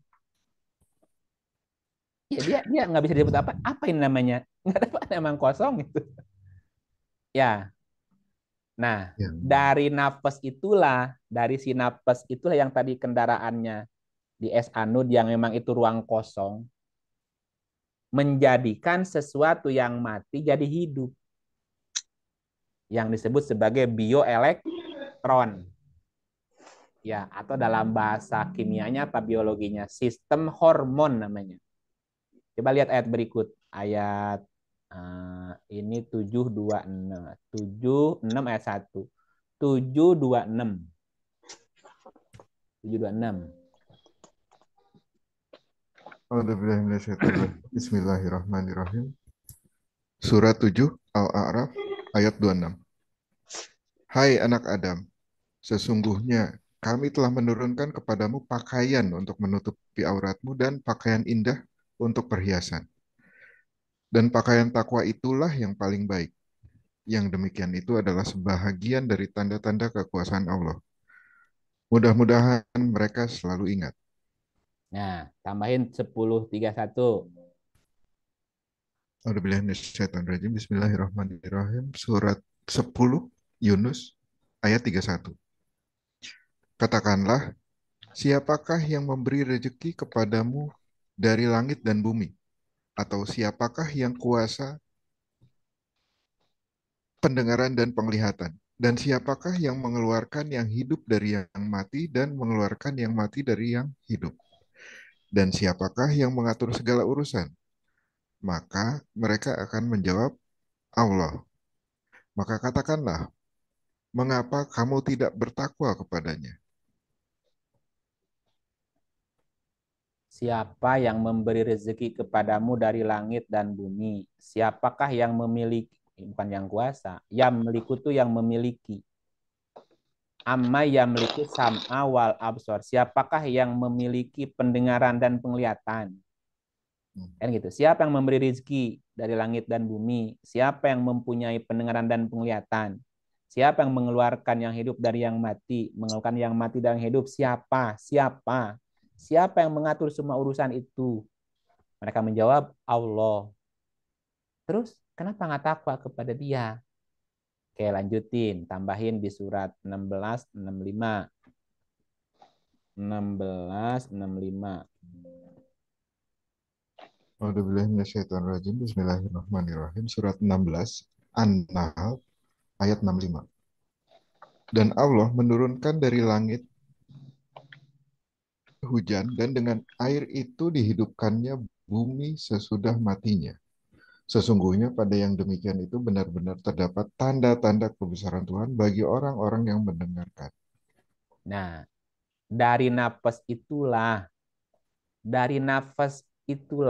yang menjadikan sesuatu yang mati menjadi hidup. Ya, orang nyebutnya tadi bioelektron atau sistem hormon. Jadi si nafas yang berkendaraan hanya sperma tadi kan dia mah tetap di situ, dibungkus, dibungkus, dibungkus, dibungkus.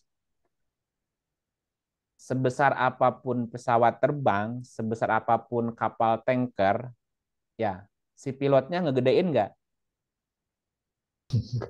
Segitu aja kan di dalam, bungkus lagi, bungkus lagi.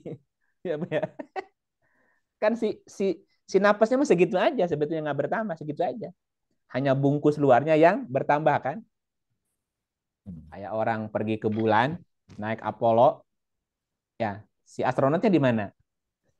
Dalam. Di dalam aja, dibungkus lagi, bungkus lagi. Tapi kan walaupun di dalam kecil mengendalikan yang di luar tadi. Walaupun kecil di dalam di es anu tadi kosong tuh, tapi dia yang mengendalikan semuanya tuh.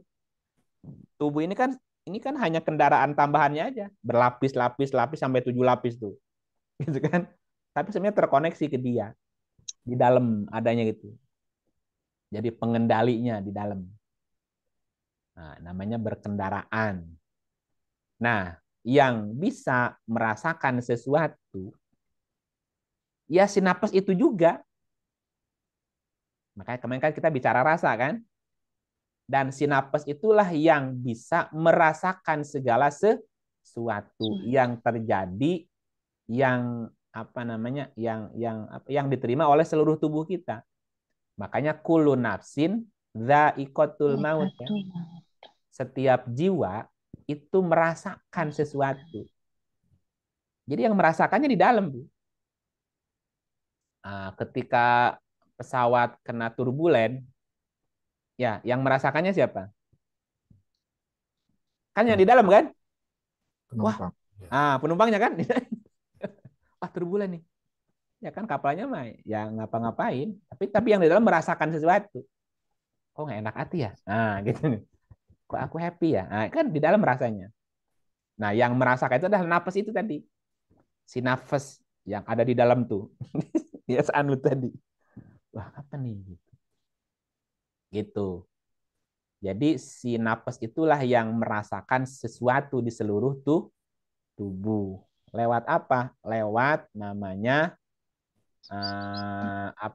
neurotransmitter.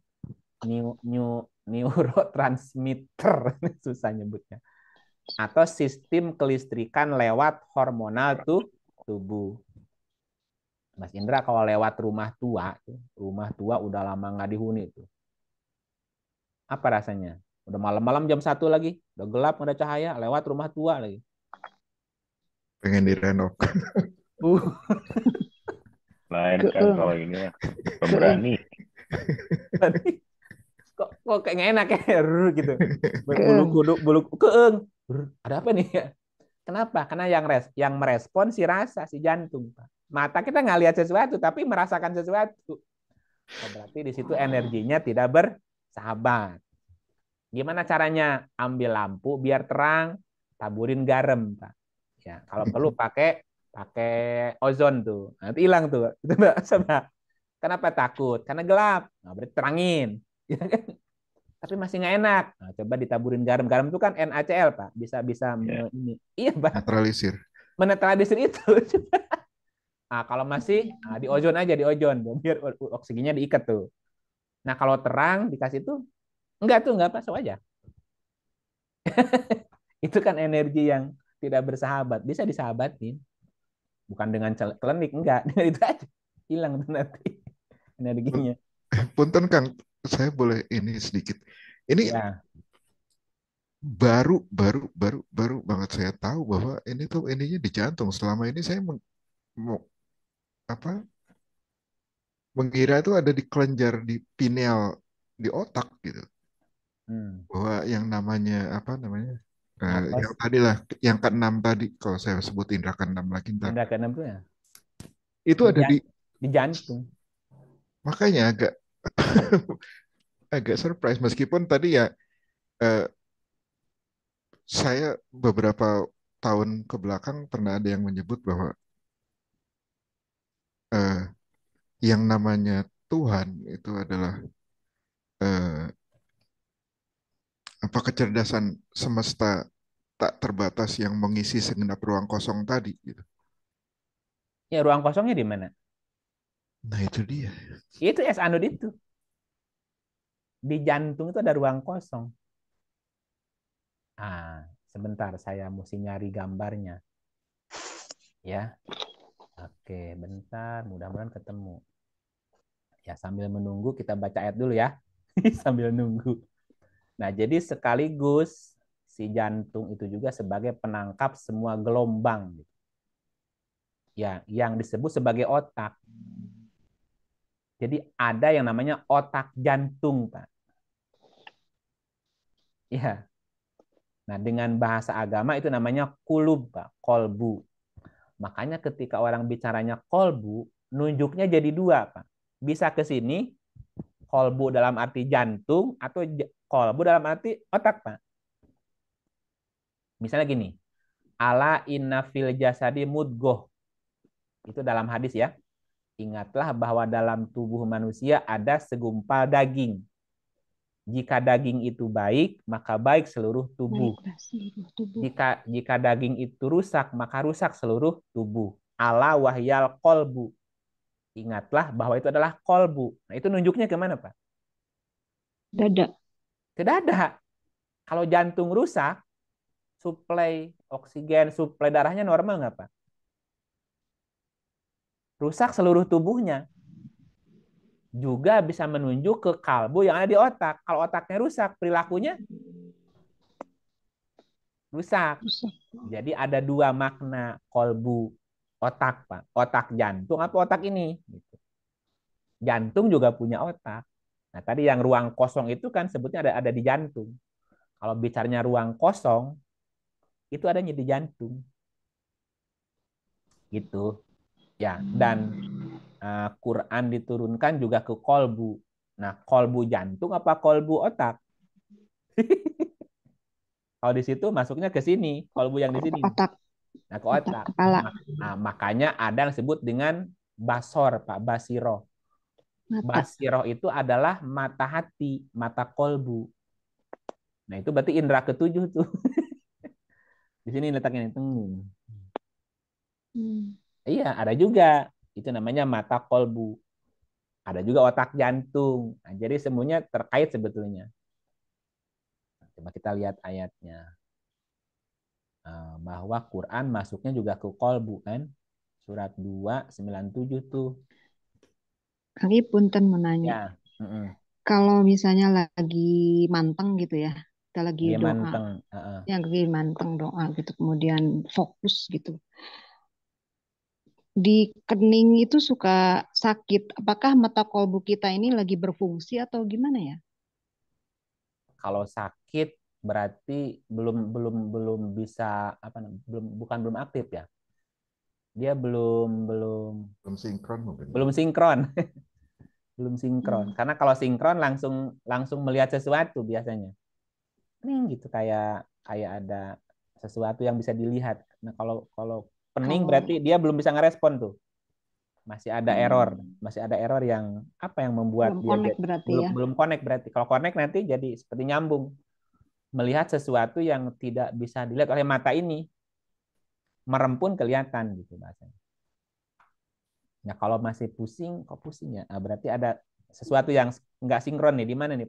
Itu bukan lagi meditasi, Kang, lagi doa, tapi yang apa ya? Yang kadang-kadang kan berdoa itu sambil menangis lah ya, menangis gitu. Terus, nah itu tuh biasanya si dahi itu sakit. Iya, harusnya jangan sakit. Harusnya jangan sakit. Itu kenapa ya? Ya berarti ada sesuatu yang belum sinkron tadi, benar. Yang mesti dicari itu apa itu? Nah, saya sebentar tampilkan otak jantung dulu ya. Nah, ini yang tadi yang disebut sebagai SA node. Di situ ada ruang kosong. Bentar.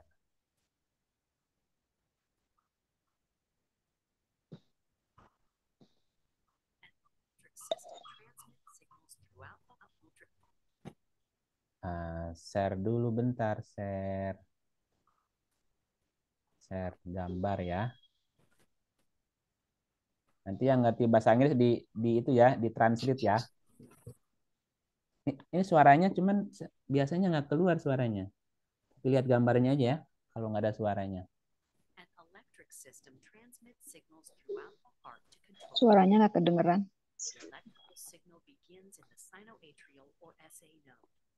Located in the upper portion of the right upper chamber or atrium, it is known as the heart's natural pacemaker.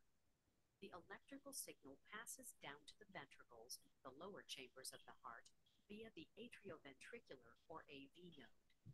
This controls the signals so the atria contract before the ventricles. Pathways carry the signal throughout the muscles of the ventricle so that they contract at the same time to pump blood to the lungs and through the body. Suaranya keluar nggak, Bu? Nggak kedengeran. Nah, kecil banget. Kecil tapi kecil.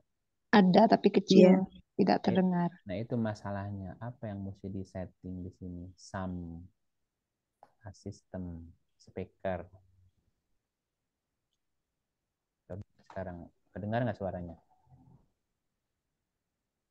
Malah nggak ada. Nggak ada. Ada suaranya ya? Nggak ada. Tidak ada. Malah hilang suaranya. Cek. Halo Bapak Ibu, suara saya masih kedengar ya? Masih kedengar. Malah hilang suara saya juga. Cek, halo. Halo. Bapak Ibu, dengar suara saya? Ya. Dengar. Nah, suara masih dengar? Dengar kan? Ada. Ada suaranya. Nah, saya ulangi ya. Ini ulangi lagi.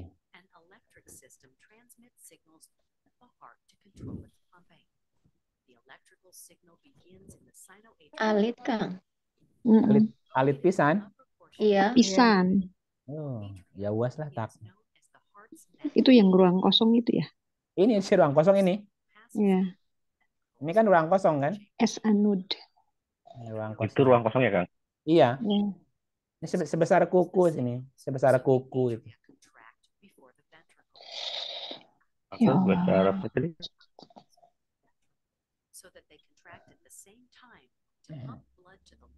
Coba lihat yang lain.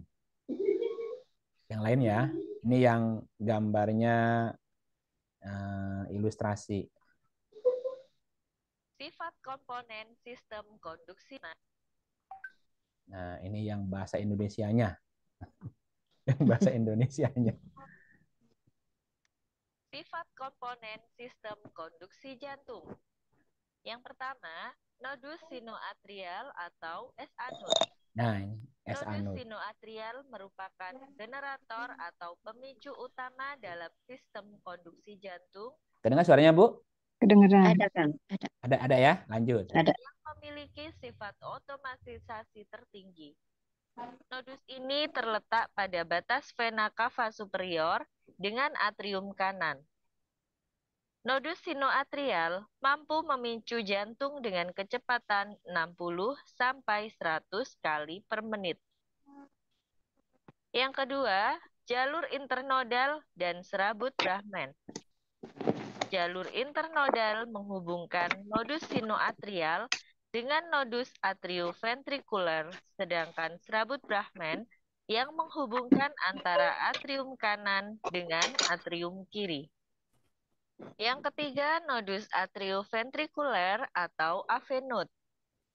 Nodus atrioventrikuler terletak pada bagian bawah atrium kanan di antara sinus coronarius dan daun katup tricuspidalis bagian septal.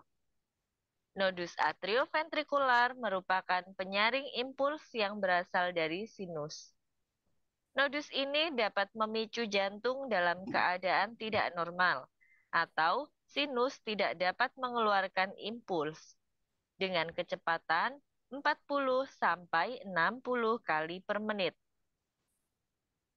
Yang keempat, berkas His. Merupakan suatu berkas pendek kelanjutan dari nodus atrioventrikuler yang menembus anulus fibrosus dan septum bagian membran. Yang kelima, cabang berkas. Merupakan kelanjutan berkas His.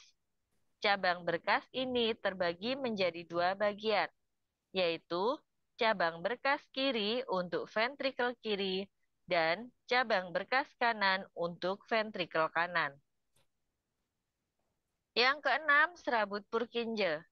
Serabut Purkinje adalah bagian terakhir dari sistem konduksi jantung yang berhubungan erat dengan sel-sel otot jantung.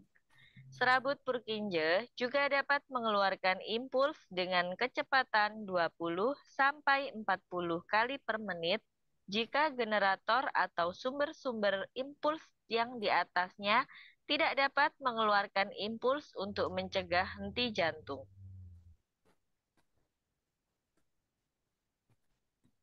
Halo? Ya. Ya. Ya, itu yang pertama si kendaraan jiwa tuh ya di situ sampai terakhir jadi jantung. Misal satu lagi gambarnya ini ya. Nah, ini ceritanya. Jadi bagaimana cara menetaskan telur tanpa cangkang? Kelihatan nggak Bu gambarnya, Bu? Kelihatan.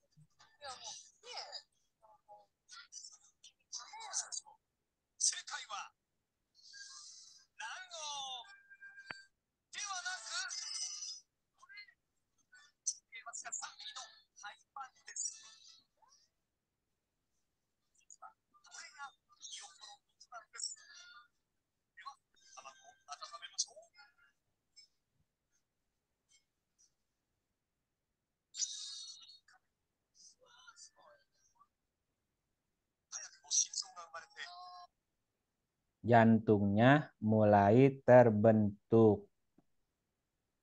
Nah, ini ya sinapes kendaraan pertama.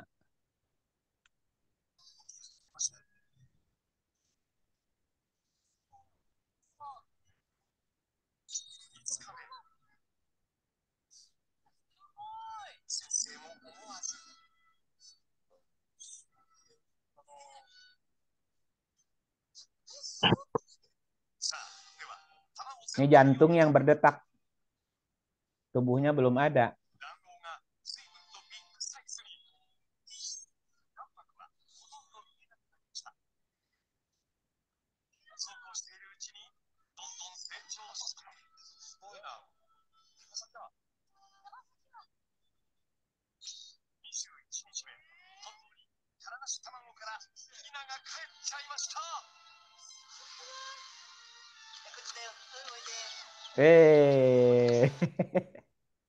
Hidup ya, Bu? Hidup ya? Jadi yang pertama hidup apa? Jantungnya. Jantung. Nah, di jantung itu ada nafasnya. Dialah kepala si kokpitnya, si pilotnya di situ, Bu. Nanti terbentuk yang lain kan keluar tuh. Ya, jadi yang paru, jadi yang badan, terus berkembang yang lainnya. Jadi yang duluan hidup ya jantung. Jadi sejak pertama tercipta ya jantung yang hidup. Sampai terakhir ya jantungnya berhenti.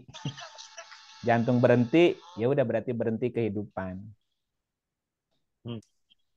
Gitu. Jadi jantung dari awal sampai sekarang masih berdetak tuh kayak dulu tuh gitu, nggak berhenti. Aduh, terima kasih jantung bekerja keras tanpa henti. Ya, gitu Bu. Sampai mana tadi ceritanya? Ngambil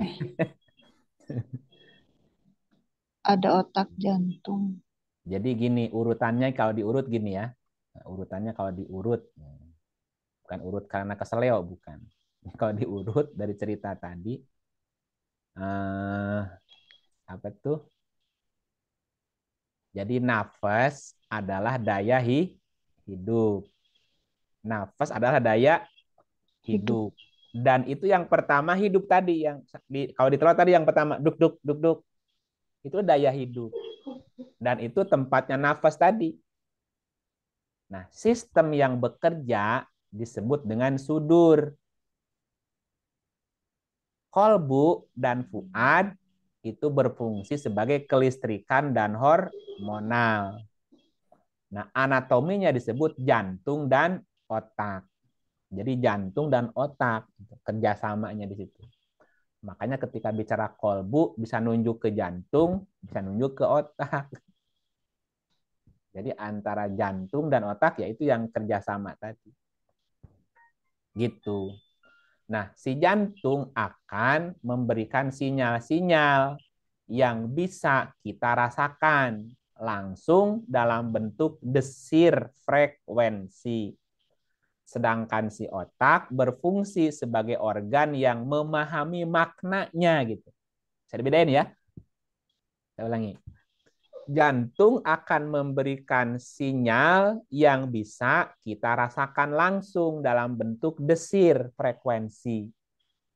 Nah, otak berfungsi sebagai memahami apa yang terjadi. Jadi merasakannya di jantung, memahaminya di otak.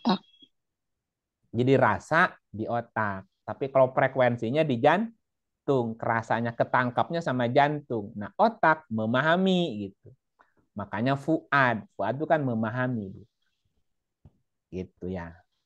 Nah, karena sesungguhnya kita tidak bisa merasakan dengan otak. Betul nggak, Bu? Ya. Yang merasakan itu adalah jantung yang ada di dada. Dan kerasa. Tadi kalau Ibu ketemu seseorang yang dicintai, yang deg-degan kan jantungnya, bukan otaknya. Ya, kadang dada terasa sesak, kadang terasa lapang, gitu kan? Nah, rasa lapang, rasa sesak kan di jantung. Di lain waktu kadang ada rasa sedih, takut, khawatir, lega, dan seterusnya. Itu kan rasanya di jantung, di dada kan? Nah, itulah sebenarnya apa namanya disebut dengan gejolak frekuensi elektromagnetik, Bu.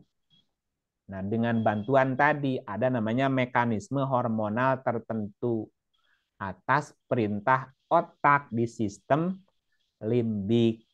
Jadi jantung merasa karena ada nafas di dalam, nafas kan tepatnya rasa. Tetapi memahaminya di otak gitu. Karena ada fuad di situ. Ya, maka memahami jantung sebagai fungsi hati memang tidak bisa berdiri sendiri karena jantung hanya sebuah wadah. Wadah apa tadi? Halo? S. Anode. Ya. Iya, si S anode itu wadahnya apa, Bu? Wadahnya. Wadahnya wadahnya si nafas. Wadahnya nafas atau daya hidup. Hidup. Nah, si nafas itu punya rasa. Rasa. Nah, sementara posisi otak sebagai fuadnya. Karena fuad memahami. Memahami. Dia berusaha memahami apa yang terjadi yang dirasakan oleh si jantung. Nah, sebagaimana juga kita tidak bisa memahami fungsi penglihatan hanya dengan memahami mata. Harus dipahami sebagai paket antara alat pengindra dan pusat pengindranya gitu. Apa pusat penginderanya? Otak. Ya, misalnya tadi. Jadi gini, ada mata otak, ada telinga otak, ada hidung otak, ada lidah otak, ada kulit otak, ada jantung otak. Otak juga hanya sebuah wadah sebetulnya. Wadah dari sebuah sistem kelistrikan namanya neurohormonal.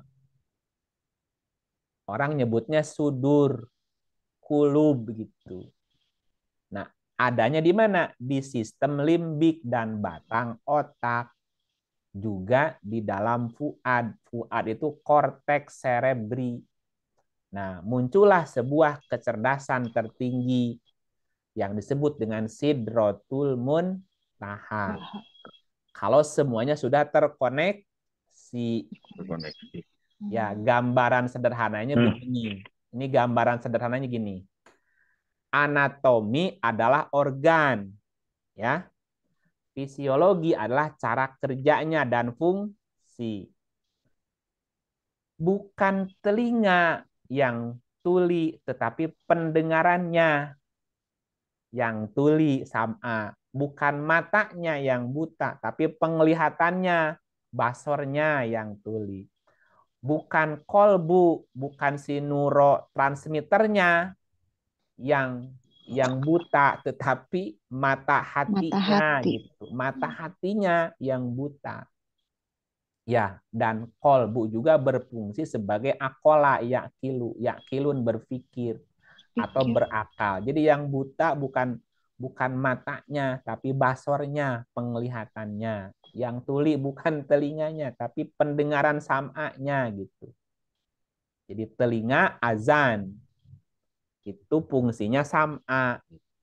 Mata itu ainun, fungsinya basor. Hati, nah itu kan kalau secara organnya bisa jantung, bisa liver, Bu. Tetapi bukan itu yang dimaksud.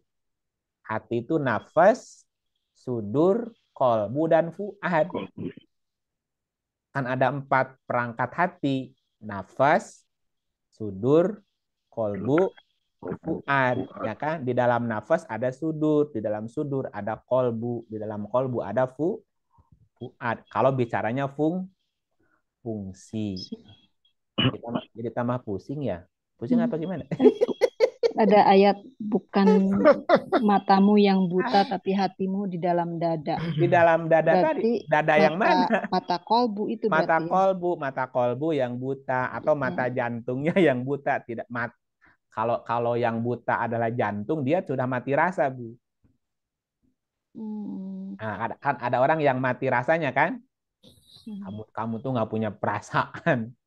Berarti yang buta mata itunya si Mata mata kolbu yang di kolbu jantung yang ya. di jantung rasanya mati gitu.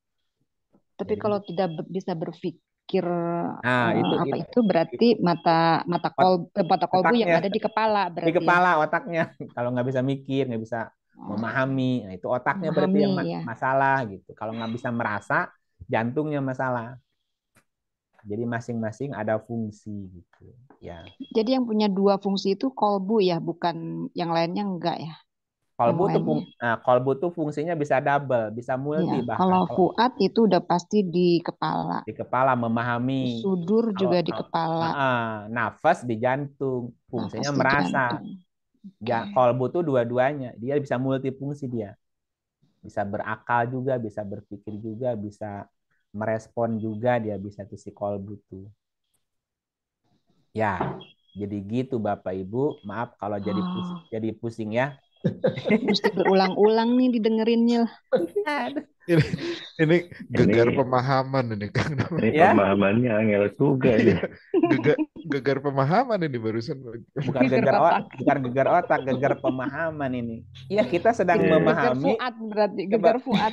Ini kita sedang membicarakan organ kita sendiri loh. Ternyata kita banyak nggak ngertinya. Belum banyak kenal dengan diri sendiri berarti. Iya, dengan diri sendiri aja kita banyak yang nggak kenalnya. Ini namanya apa, fungsinya apa, sistem kerjanya gimana, hubungannya dengan yang gimana. Kita sendiri nggak ngerti dengan cara kerjanya gitu. Kadang-kadang istilahnya yang salah gitu. Berarti man arafa nafsahu faqad arafa rabbahu belum nyampe dong kan? Iya, jadi mengenal diri aja belum kita. Iya, Ternyata apalagi masih mengenal Tuhan. Iya, ternyata tubuh kita aja masih banyak yang belum kita kenali gitu. Bagaimana bentuk jantung, cara kerja jantung, bagian dari jantung, belum bicara otak. Waduh, ribet, Bu.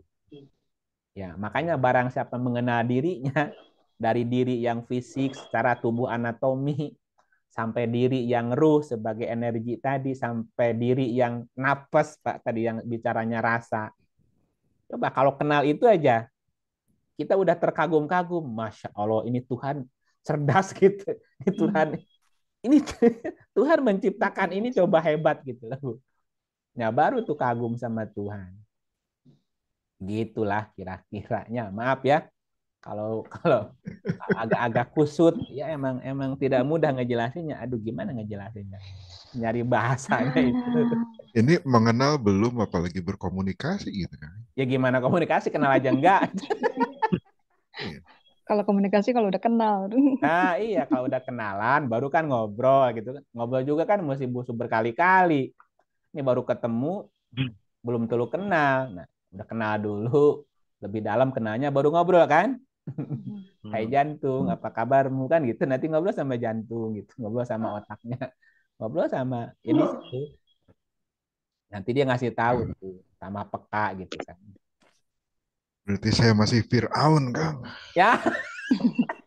Jadi masih musuhan sama Musa. Masih musuhan sama Musa, masih Fir'aun. Aduh, makanya si Musa dimusuhin Fir'aun. Aduh, udahlah gitu ya. Halo? Ya, Udah cukup dulu ya. Iya. Dulu diendepin dulu. Ya diendepin, dirasa-rasa, dipikir-pikir. Nah, dirasa-rasa pakai jantung ternyata. Di anu dirasain gimana ya. Nah, dipahami pakai ini. Pakai fuad. Pakai fuad. Fuad, kolbu, sudur di otak ternyata. Sinapes di jantung. Ya, tapi di otak juga ada. Kan ada otak jantung. Ya. Ada otak jantung. Iya, gitulah. Udah ya, kita tutup dulu ya. Kita tutup dulu dengan auzubillahi minasyaitonir rajim. Lahir batin ya. Terima kasih semuanya. Terima kasih.